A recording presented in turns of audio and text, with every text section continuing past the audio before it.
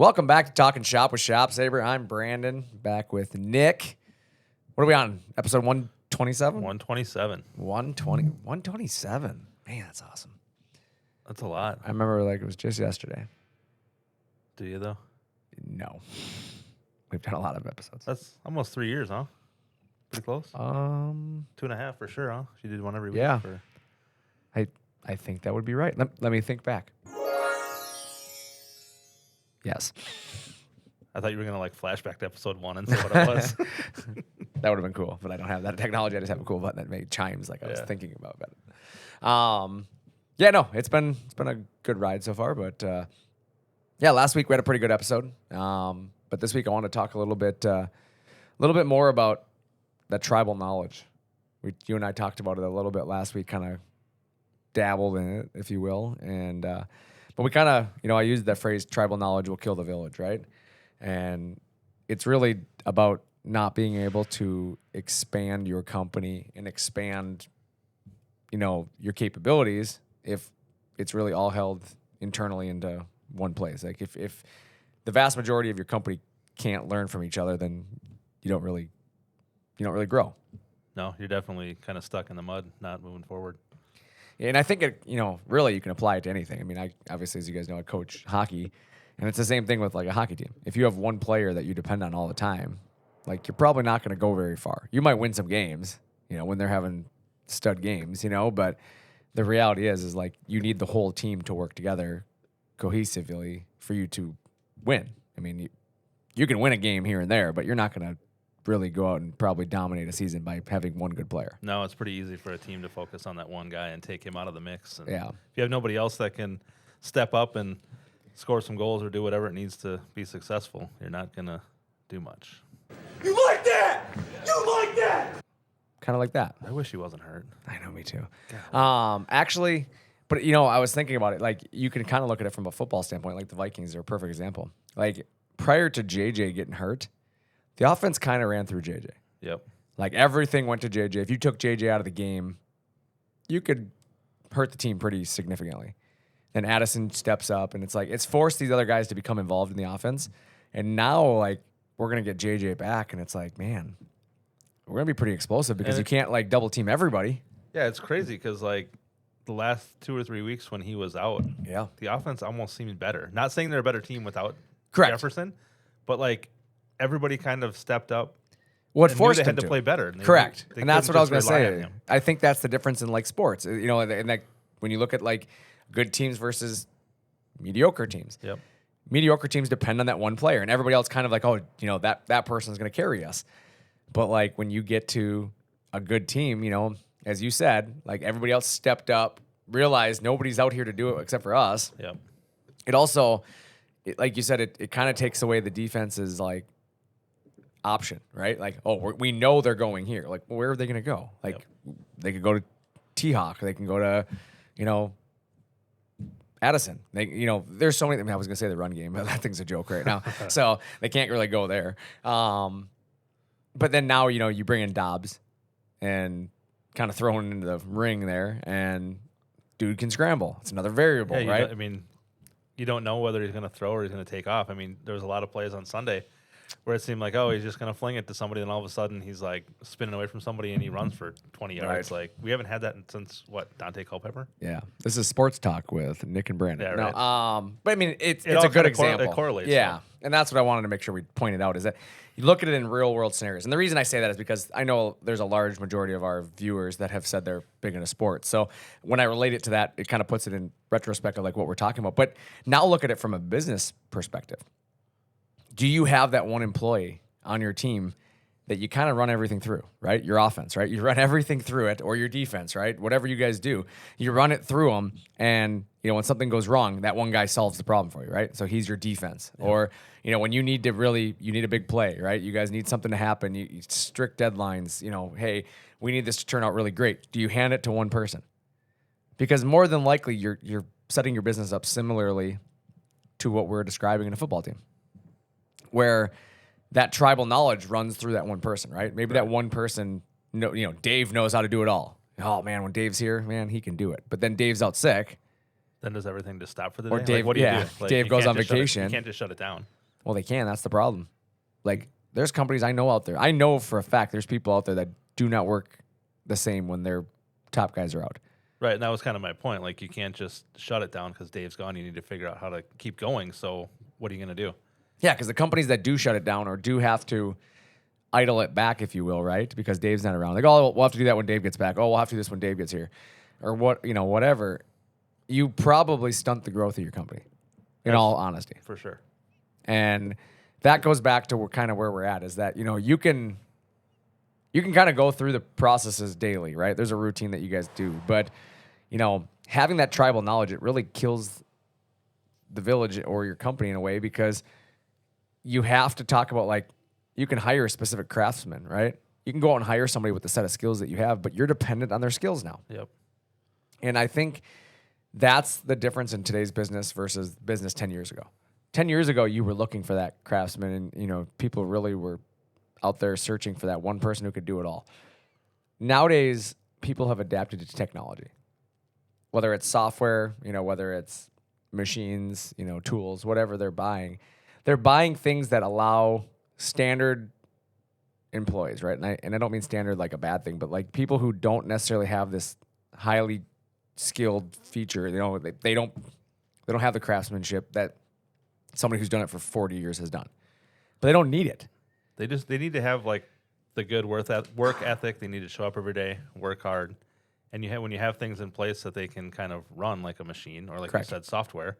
Yeah. If they can do it well, they can do a lot of different things throughout your business, as opposed to just being the one guy that cuts wood on a saw or whatever you have him do all day long. Well, that's exactly it. And that's where I think you make a good point is because in today's world, it's hard enough to find employees.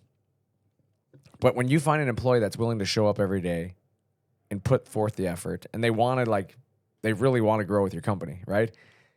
That's a hard person to replace. Absolutely. But maybe they don't possess the skills from experience, right? I mean, we've hired several people here that the work ethic is not in question. But if I strictly had to judge them off of the amount of skill set they brought to the table, they would be lacking, right? Because they didn't have the experience. That would hurt the company. But by putting the right tools in place or the right equipment in place or the software, whatever whatever department we're talking about, those employees have thrived because I've given them the ability to do what some of the more skilled laborers, right, Yep. can do simply because they're willing to put the effort in.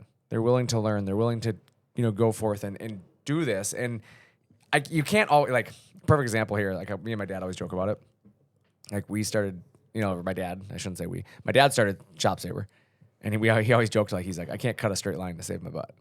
He's like, I can't. Like that was my dad's purpose. That's why he started the company was because, again, he didn't want to sit at a bandsaw trying to do hearts and roosters his entire life, knowing that cutting is not a quality of the Bombardos here. Okay, we're not really skilled laborers there, and so I will admittedly say I'm not very skilled when it comes to craftsmanship. I mean, I can't build a barn. I can't go build an addition on the house. Like it's not something I'm good at. Yep.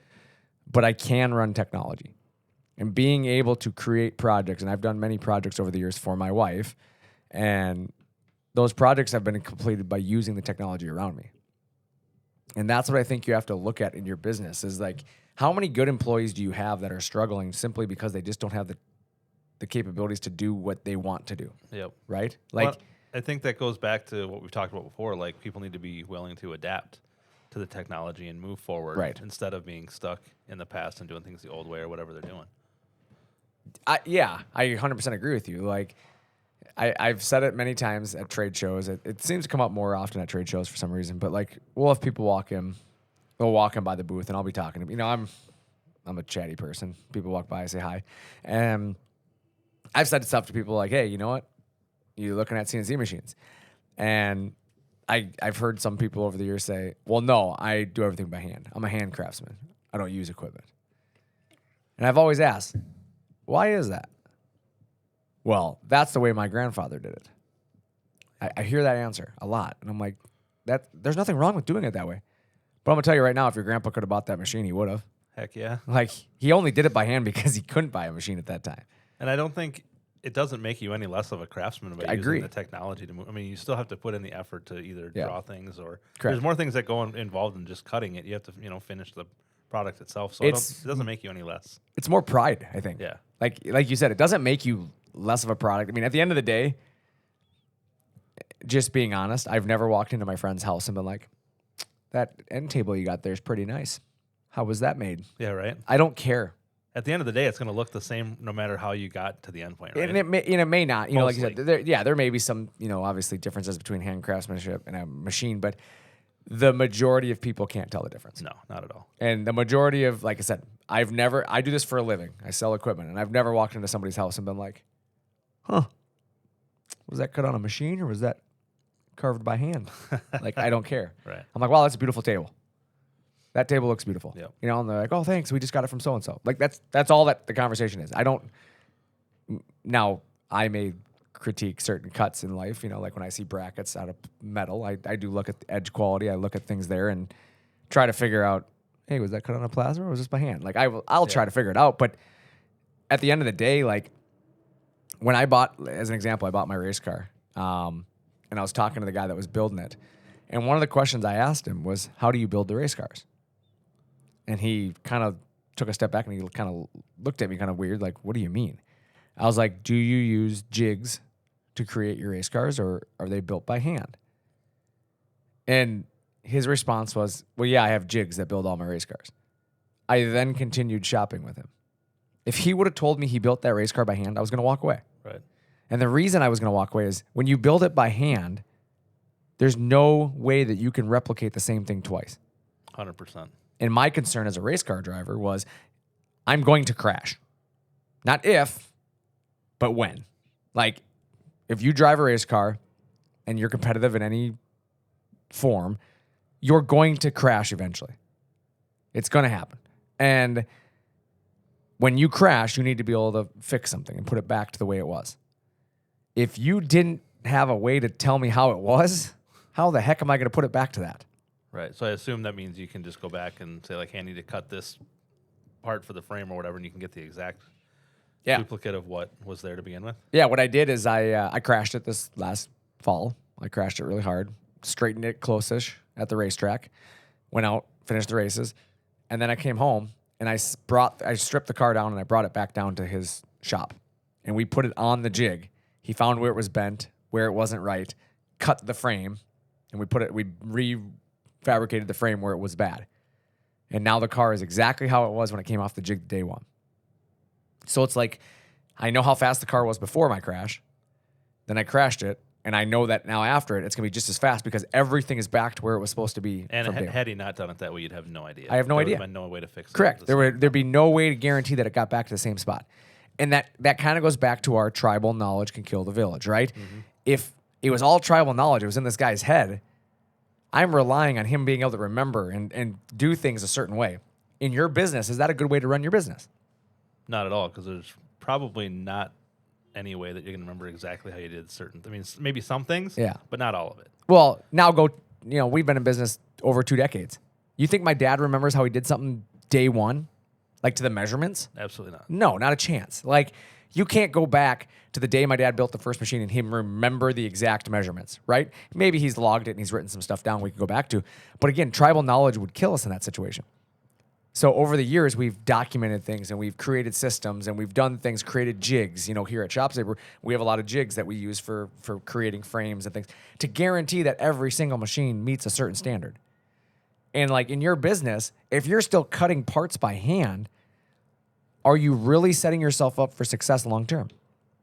No, because inevitably, somebody's going to need something replaced, right? Or you're going to need to repair something. Yep. So if you have no way to go back and replicate what they're looking for and try to put something that you're going to hand cut in place of that, is it going to look correct? Is it going to function properly? Probably not. You might get lucky once in a while and have it work, but overall, you're probably not going to have much success doing it that way. No, for sure. And true story, we have a cabinet here, which Nick, downstairs by the printer, fell off the wall. I know it sounds crazy. The building was, excuse me, the building was built before we acquired it. Yep. So somebody else did the craftsmanship inside this building. Brittany, downstairs, She got mad one day and she ripped the wall. She ripped the cabinet off the wall. That did not happen, for the record. Brittany is the sweetest person in the entire place, and she went to open the door and it just fell off the wall. But I've accused her of getting angry and ripping it off the wall ever since. Nevertheless, cabinet comes off the wall. It breaks. Thankfully, she was not hurt. Made me go, well, that was poorly, designed. So now we had to go get it fixed. Nobody could fix it because it was custom built, and the guy who built it doesn't work there anymore. So, I have a cabinet now that was unable to be fixed because it was custom built, and they don't know how he designed it, yada, yada. So finally, I had Sean Morley come in, who's a custom cabinet builder, and he's like, I can fix it. So he basically redesigned it, and he's doing it, and him and his guys are going to put it back up on the wall here in a month. But the point of what I'm saying is that, it's a perfect example of real world stuff that can happen. I mean, somebody breaks something, let's be honest, I have kids. Mm-hmm. My kids aren't exactly easy on the stuff around the house sometimes. They sometimes forget that dad spent a lot of money on that home and he shouldn't hang from the cabinets, but they do stupid stuff. Yep. And, just imagine your kid, hanging off a cabinet, right? It breaks the door. Being able to go back to that guy and say, I broke a door in this cabinet that I bought from you, and knowing that the guy can do it real fast, right? Mm-hmm. It's good customer service.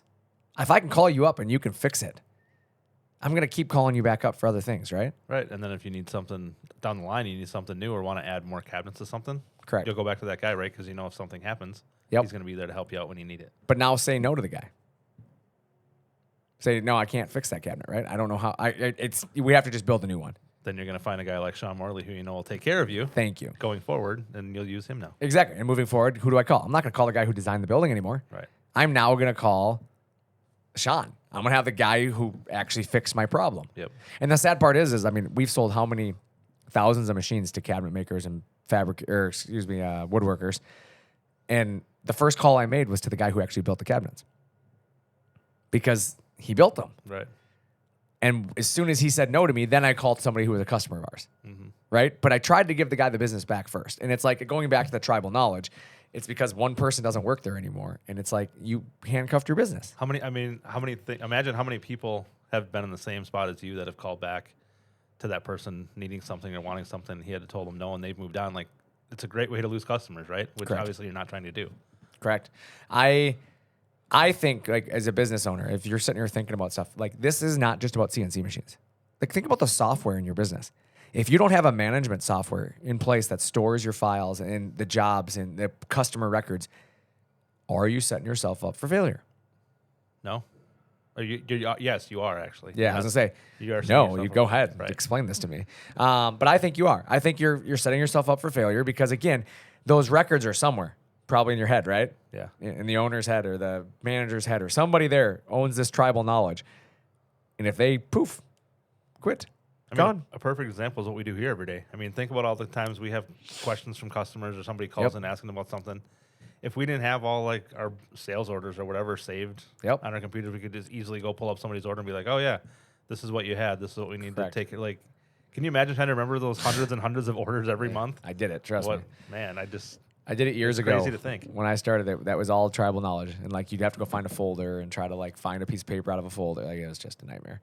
But now go one step further. Customers call us up, and we can go back in the records and look at phone calls, and we can look at email records, and we can see what was actually said in conversation. And people are shocked. Yeah, but it's good, because again, the customer's like, I don't remember what we talked about. I don't remember. You guys had said something, but I can't remember what it is. And I'm able to go out there and oh, we said this. Yep. Oh my God, you have record of that? I'm like, yeah. But it helps the customer because they're like, you knew what we talked about months later. So now we're not running in circles. Again, tribal knowledge would have hurt us there, right? Because nobody remembered the conversation. We had to kind of start over.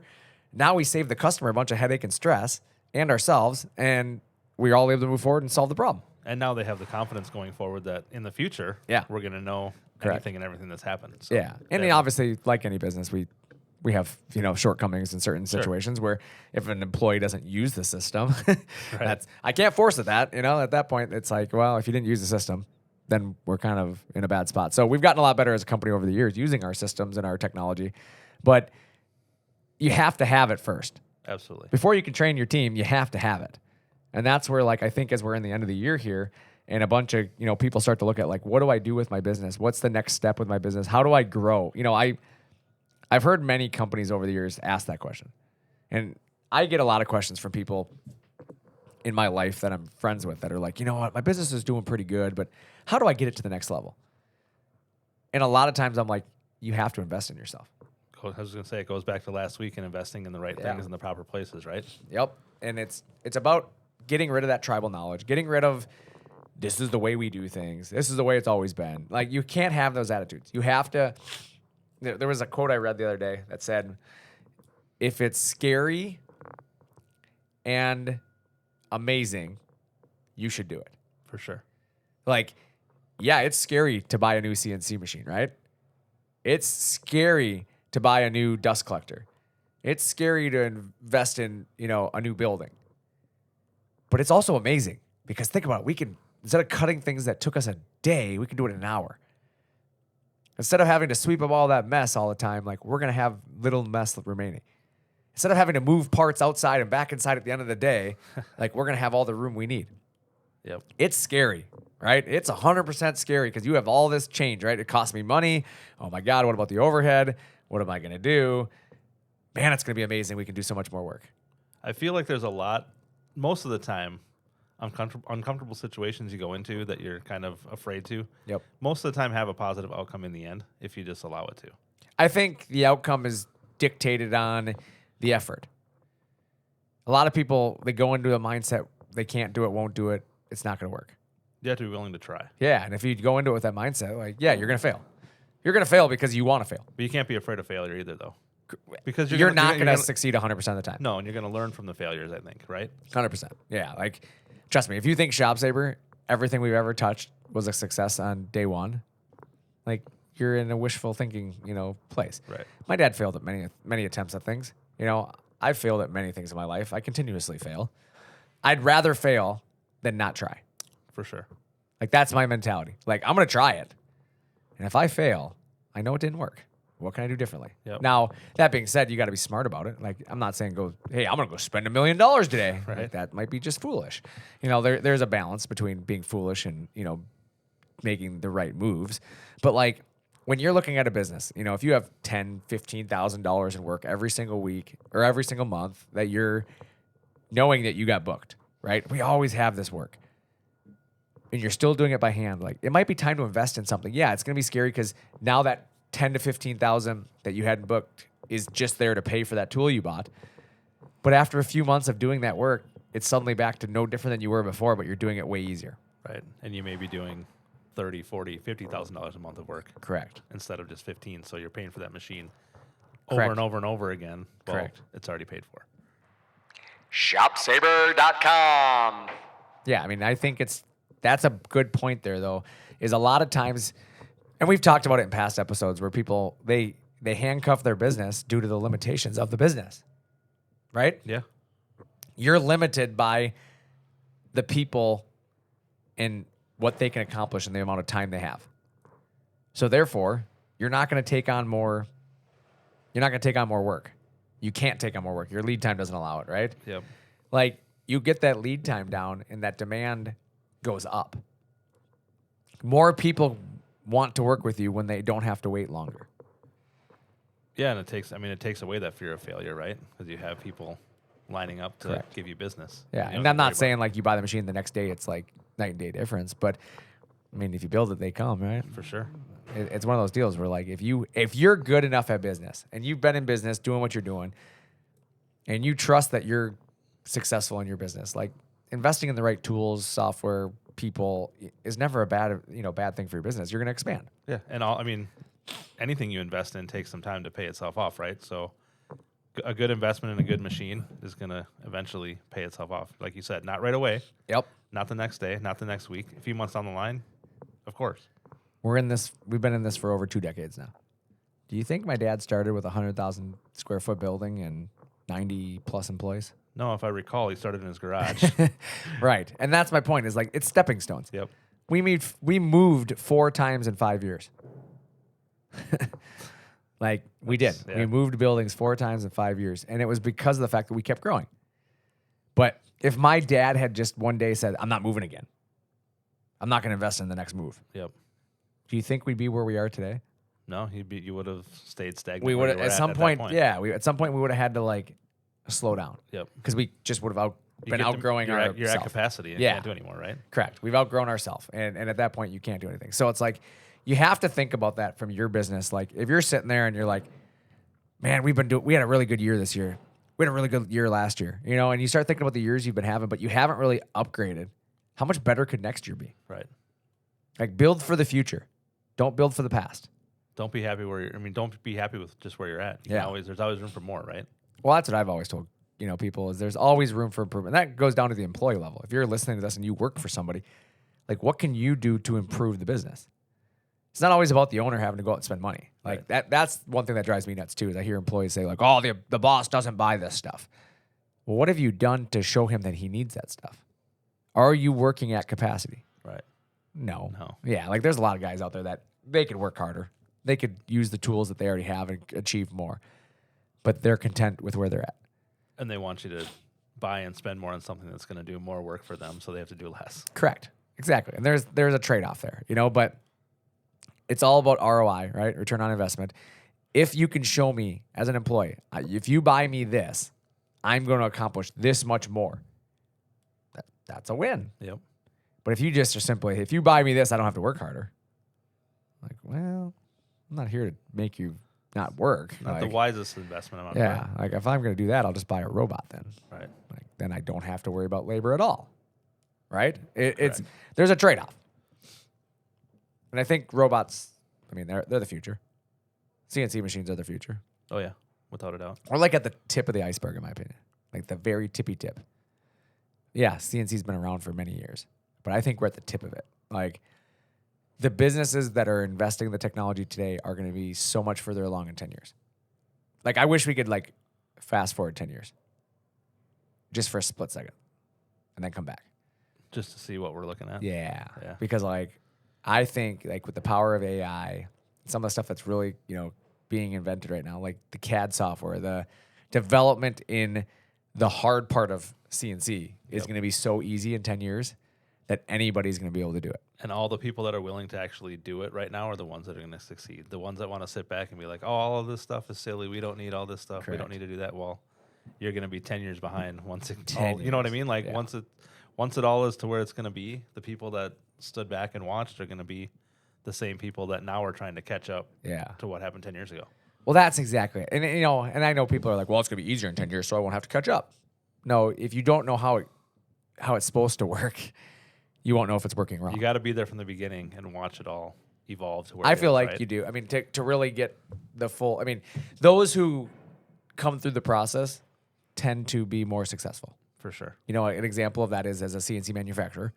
If my dad had just gone straight to China and started importing machines, would we be as good at servicing machines as we are today? Absolutely not. No chance. No chance. No chance, simply because of the fact that we don't even know how they work, right? It's easy to buy a product. It's a lot harder to engineer it and develop it and troubleshoot it. And Well, and going back to what we talked about earlier, are they all going to be the exact same? correct. They're not going to be. Like, Correct. obviously, we know what we do here. The machines are all going to be built pretty much the same. Obviously, different Yeah. options and whatnot, but Yeah. most of the stuff that goes into it that makes it all work is pretty much the same. Where if you're getting all these machines from China, who knows what? Every machine you send out could be different. That's right. And that's the problem, is that in a lot of products, again, going back to signs or cabinetry or fabrication, like if you're buying brackets from somebody else, like is everything you get the same? Maybe not. Maybe it is, but more than likely you run into situations where something's rushed and it's not the same quality as it was the last time. Because they have 47 jobs to get done and you're one of 47, so the focus isn't your product. The focus is getting products done. Yep. Jobs done, getting on to the next one, right? Yep. Um, Quantity, not quality. Correct. Is what they're worried about. Exactly. And I had a customer yesterday call us. I actually know him pretty well. And he's a very reputable race car chassis builder. And he openly admitted that like it's time for him to buy a piece of equipment to do this because he's been outsourcing all of his work and all these metal brackets he needs. He's been paying somebody else to do it. It's time for him to be able to do it himself. Mm-hmm. And it's just going to streamline his production, right? Because he controls his destiny. If he's working at 11 o'clock on a Saturday, he can cut parts. Yep. Where 11 o'clock on a Saturday to any other business is closed, right? Most of the fabricators aren't going to be working on that job till Monday morning. And he knows what he's going to be getting. I mean, he's outputting his own stuff. Not that somebody you're having do it for you is not going to do a good job, but at least you can control. Or what if you you're need to getting, change right? something, that's the one thing I like about it. Having the versatility that maybe you start to see that you don't like something about something, you can just go edit the CAD program or edit the file and run a part real quick and test it, right? Yeah. R&D. You can go prototype new stuff out on the fly rather than having to go to a job shop, wait for them to do it, and then come back, okay, that was a bad idea. I shouldn't have done And that. while paying them to do it. Correct. And wasting that Time, effort. money, yeah. Like there's so much stuff. Like there's so many advantages to not just having that tribal knowledge be somewhere else, like bringing it in-house, allowing you to control your destiny. There's so many cool things with that. 100%. And you don't have to worry about the one person that you may have doing everything, all of a sudden deciding, I realize that I'm doing everything for this company. Nobody else is kind of pulling their own weight. I'm going to go and move on to somewhere else. And then what? Like strong harming, isn't that what they call it? Right. But then what if you lose, what if you lose that one guy? Not even just like we talked about earlier, him being gone for, a day being sick Yeah. or something. If you just lose that guy Correct. outright and you have nobody else left, then what? Nobody else knows how to do his job or do anything, and it was just that one guy, you're going to be in a world of hurt. Well, that's the truth. That's what it really comes down to. Is it's like go back to the Vikings, right? They were so reliant on Kirk Cousins, right? Yeah. And then he goes down, and it's like, oh my God, what are we gonna do, right? And we had to go make some moves, right? We made some moves, and fortunately, next man up, kind of a deal. But it was because it wasn't tribal knowledge, right? Yep. It wasn't. If without him, we can't run an offense. He was a big piece of the offense, but next man up, right? Yep. And But at the same time, there was 5 other guys in that room working with him correct. to know have the same knowledge. Whether they can put it to as good a use, I mean, I guess we'll find out. But Yeah. at least they were still there learning it and knowing what was going on, right? Well, I think the thing to think about that is that's a perfect example. You can still have star employees. I'm not saying get rid of your star employee. Yep. Your star employees may be able to better execute certain things with the equipment you invest in. But in the event the star employee is out, leaves, whatever happens, the next man up can continuously run and can continuously get better, right? And it buys you time, if anything, right? It buys you time till you invest in the next thing. So maybe you then start looking for a replacement to that person, right? Because they leave. It allows you to start searching for the craftsman you're looking for while the business is still able to run. Versus if you just don't have that guy and you don't have the technology, now you're just kind of, what do they call it? Up Schitt's Creek without a paddle. Is that right? Up a creek without an oar, Yeah, isn't that something? paddle, whatever. I think we said it last week too. And Yeah, but it's it's one of those things where you don't want to put yourself in that position. You don't want to put your business in that position. No. How are you going to call your customers, let them know like, oh, Randy quit? Like can't do the job because Randy quit. Like what? what about the other 50 guys that are working for you? Well, they don't know what they're doing. Randy was the only one that know how to do it. Correct. So, You know what I'm saying? Like how do you explain that to them? Or are you going to just half-ass it? Like cobble it together and hope they just don't notice? hopefully not. But you know what I'm saying? Yeah, like, yeah. Then your reputation's on the line. You can't overcome that.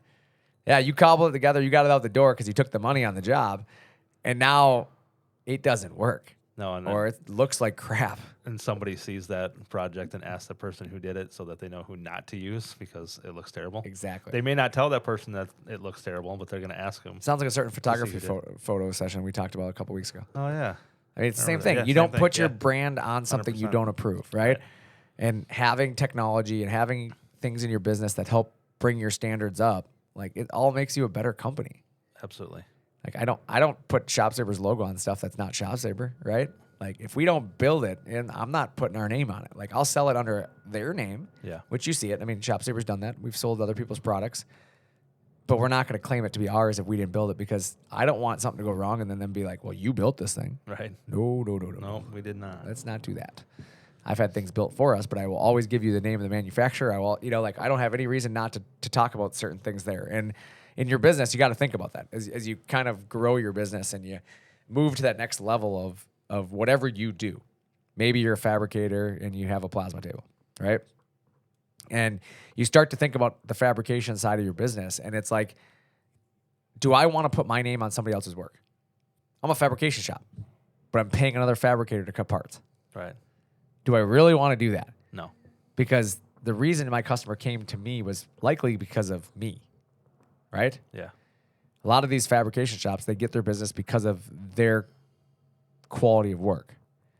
Now somebody else's machine is cutting the parts, and it looks like it's coming from you. That's a risk on your business, is it not? Absolutely, it is. So- And all it takes is the one not to Right. be right, and it's gonna. I've always said the one not to be right is always the one that goes to the worst place. Yeah. Right? Like you don't get lucky and it's like goes to your friend down the road and you can fix it. It always ends up at like the one job where like a lot of like prominent people are gonna see it. You're like, oh, I got this job, send the part out, it's bad. And that's the one that's going to the White House. Right? Like Right. God, we had one chance and we screwed it up. Right? You know, and it's like it just is the luck in life, I think. You know, it's just like you don't get lucky that it went to your best friend, you know, Terry, and Terry's like, hey, Brandon, you messed this up. We got to fix it. Oh, okay, no problem. No, it's like this one went to this giant corporation and now it doesn't work. And they want the new part yesterday. Yeah. Where your buddy could have been like, hey, yeah, take your time, get me a good Exactly. one. You know, So you got to like get your stuff in order. yep. Don't trust that one guy is going to carry your business. Nobody in your business is going to care about your business as much as you. Ever. No. Nobody. Not at all. So tribal knowledge is not a good thing. Tribal knowledge will get you started. I'll tell you that much. There's certain, you know, people that hang on to information. I've met a lot of employees over the years that they're very good at what they do, but they feel like because they know how to do it, it makes them more valuable. Incorrect. Right. That is wrong. So if you ever are one of those employees and you're like, well, because I know how to do everything, they can't get rid of me. Wrong.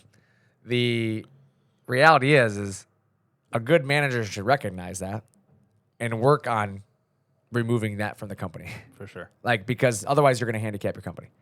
What you should be doing is I know how to do all this stuff. So I should teach other people. For sure. The guy who knows how to do it all and can teach everybody is the most valuable person in the business. And it makes everybody else that much better. That's my As long point. as you're willing to do it. Because if I can continuously teach the next guy and we continue to be successful, am I going to get rid of that guy? No. No. Because now if somebody quits, somebody gets sick, somebody's out, you are the guy who can step up and help me out. You are my favorite person in the whole world. Yep. I don't even have to like you, but you're awesome. And it's going to make it easier on yourself in the long run. Right. I mean, But that's the thing is like having to do it all, how stressed are you going to be? Like be that guy in the business. Like everything has to go through you. You're not going to enjoy your job, that's for sure. Dude, you're going to be so stressed out every day. Horrible. Yeah. Because you're going to be, first off, you're going to be pissed off because nobody's getting anything done around you. God, they don't do anything here, right? I mean, how many times have you heard people say that, right? I think it's funny when you talk to anybody about their job, everybody's the best person at their job. Oh, yeah. Yep. Everybody. And I'm like, you know, I'm one of those guys, I'm like, I'm not the best person at my job. There's lots of people around me that are very talented. Don't be the smartest person in the room. Don't be the smartest person in the room. I'm not that guy. Never been the smartest guy in the room. I'm okay with that. I just try to be the best team player in the room. Yep. That's what I try to be. Like, I want to be the guy in the room that, like, next man up. If you show me a way that I didn't know and it's better, let's do it. Teach me. Absolutely. Yeah. Teach me your ways. But those employees to me that are willing to spread the knowledge and willing to teach others and willing to build the team and grow the company, those are the most valuable people in the company. Always. Not the guy who can do it the best. Yeah, man, that guy can really build a cabinet. He's amazing. Nobody likes him. He's an a-hole. Like, is that guy a guy you want to keep around? Never. Nobody wants to work with the guy who's making everybody else feel like they're about 1 foot tall. I'd rather have 15 happy employees that do Work together. a really good job. Correct. As opposed to one guy that does an extraordinary job.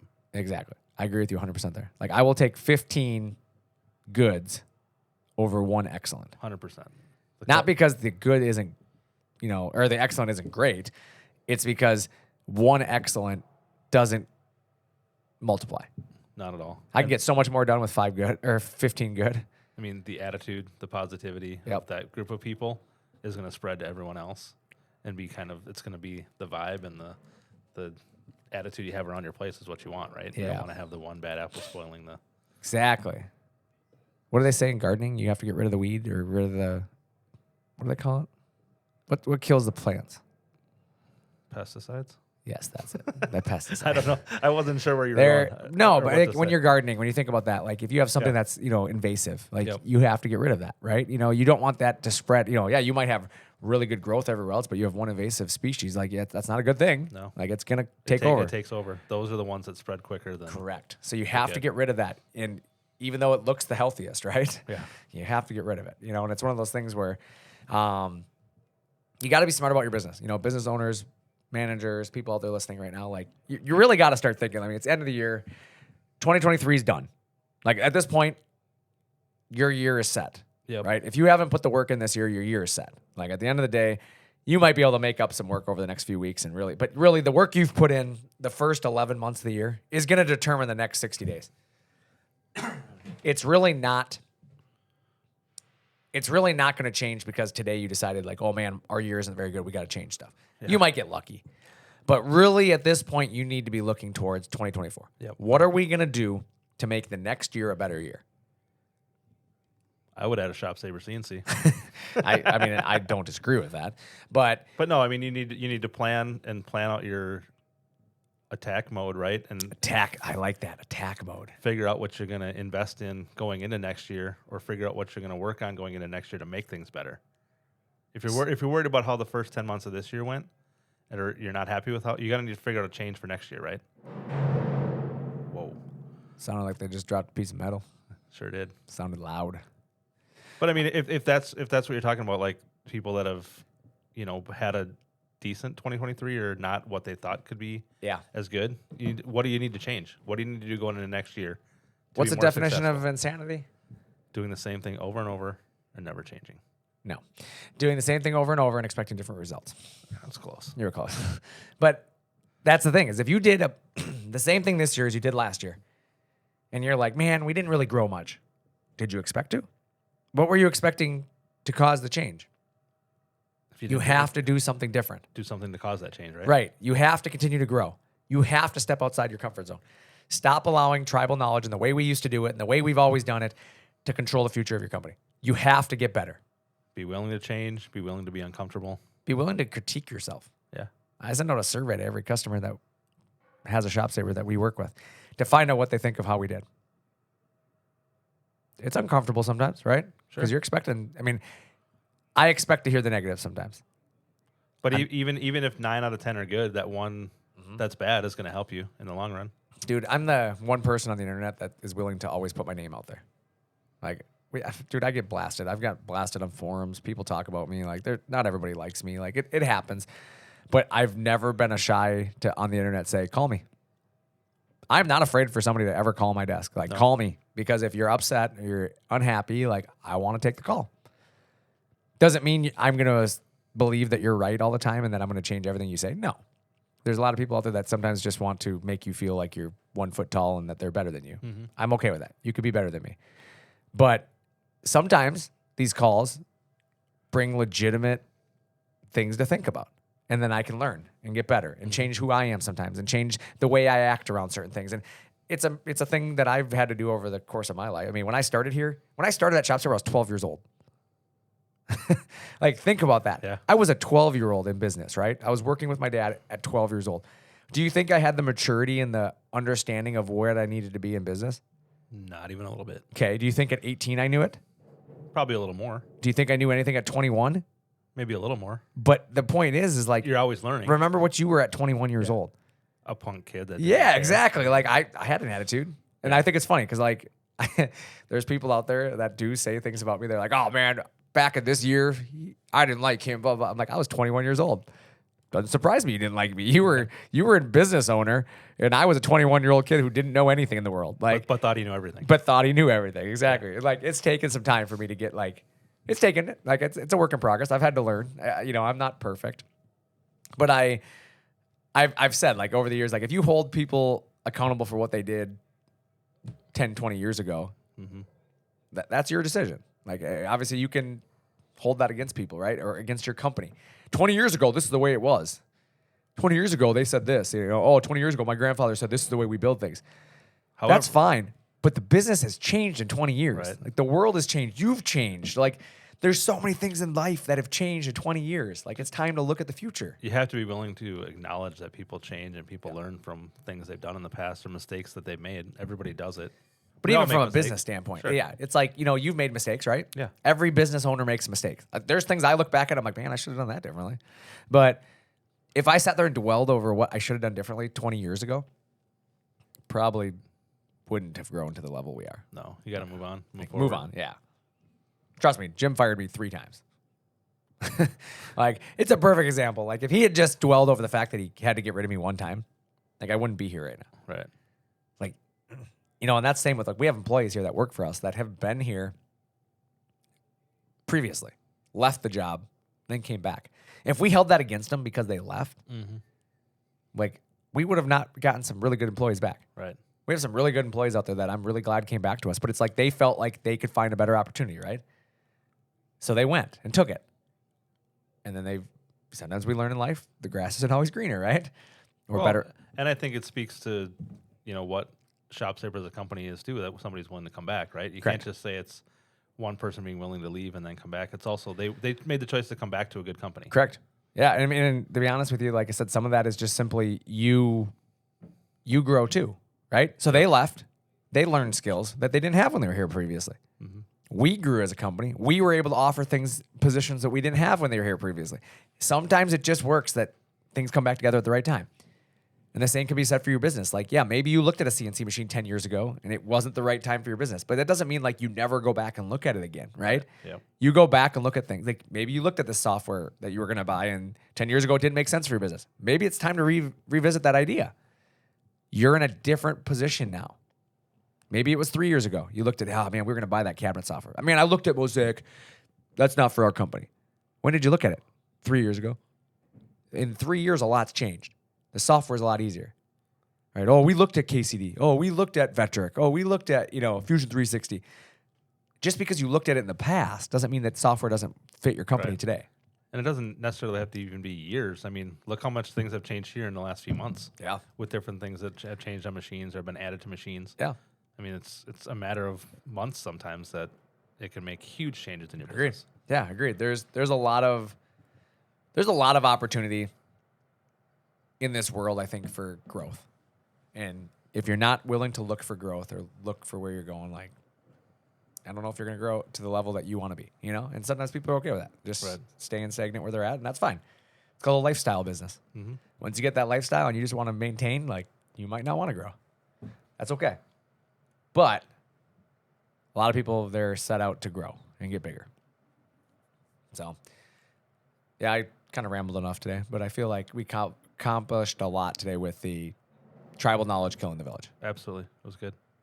Did you see that picture that was on the internet earlier this week with a CNC machine that got... We actually had a long discussion about that at home last night. Dude, isn't that crazy? It was nuts, man. So for anybody who's listening, there was a picture that's circulating the internet right now. Honestly, I'm not calling out a brand. Like, I want to start off by saying that. It just happened to be one of our competitors' machines. But it's just crazy because the competitor had nothing to do with it. It's like nothing they could have done. Like, it could happen to anybody. But like, yeah, I guess like there was this machine that they were trying to smuggle drugs into Australia, was it? Yeah, Australia. And they had it all packed in the frame of the machine. And like, obviously whatever the authorities are over there, I don't know what Australian authorities are, but kind of like Homeland Security. Yeah, whatever they have, exactly. Like, found it. Yeah. But like, they have a picture of this machine, like, tore apart, and like, yeah, it's just loaded with drugs. And I'm like, $153 million worth. Dude, isn't that crazy? My mind. Almost 400 pounds of drugs. Dude, it's just nuts. You start to think about that, and it's like, I mean, it could happen to any product. Any product when you think about it. Like, somebody could buy a car and stuff it in the car. Somebody could buy a mattress, right? A bed mattress and stuff it in there. Like, any of these products, like, it's just crazy that it happened to be like this big drug bust and it happened to be a CNC machine. Like, it blew my mind. Like, yeah, me and my wife were talking about it too last night. And it was just like, I just like never anticipated, you know what I'm saying? Like, you just don't think about like CNC machines being used that way. And I was like, what the heck? Like, then it makes you wonder, has it like worked before? Is that why they're doing it? Right. Yeah. Like they've done it a handful of times and now I know. It's just crazy to me. Because then I start, what I instantly thought of is, well, they just made my job harder for exporting CNC machines. Like, yeah. Because now going through customs and everything, like, people are going to want to like look deeper in these. And it's like, thankfully, we don't bring things into the United States like that, so I don't have as much worry there. But it's like we do export to a lot of. I mean, we're in 44 countries. Yeah. Like, how much more expensive is it going to get, or much harder is it going to get to move equipment to other countries now? Well, can you imagine if they just decide that, hey, we're going to open up this crate and we're going to tear this machine apart to see Right. if there's anything inside of it? Then what? Then we got all that time that has to be And then put what back if, in. like, in those scenarios where more times than not, there's not something in the frame? You know, Right. like that's a pretty rare situation. Like, man, these poor customers that are trying to import, from other countries to from us to other countries, Yeah. like, yeah, I don't know. Like I said, it was wild. crazy. Like it's a wild picture. So if you haven't seen it, I'm sure you will. It's like I said, it's circling the internet. I saw it like 6 or 7 times yesterday on my Facebook Yeah, you page. just look up the Australian Federal Police and Yeah. they got pictures and a long story about Yeah. how they found it all. Dude, it's crazy. Yeah, it's just, yeah, like I said, it was a topical thing that I thought was kind of like, how often do we see something like that in the CNC world? I honestly was shocked and I was like, didn't think I'd ever see something like that. Me neither, man. It's just nuts. crazy, Like, yeah. like I said, and I'm not saying it's a competitor's fault. Like, let me be very clear on that. Like, we might be competitors, but I will defend them. Like, I can promise you, it wasn't something No. they knew anything about. I'm sure it had nothing to do with them. But it just, I guess, advertising, right? Yeah, yes. But it's not. It's not how you want your brand to ever be, shown. But yeah, it was kind of like I said. I saw that and I was like, man, that's wild. Yeah, unbelievable. Yeah, like I said. But that's all I got today. You got anything left? I don't think so. Time to get back to work. Let's get back to work. We'll be back next week with another episode. But I appreciate you guys hanging out with us today. And I'm Brandon. I'm Nick. Thanks for talking shop with ShopSabre.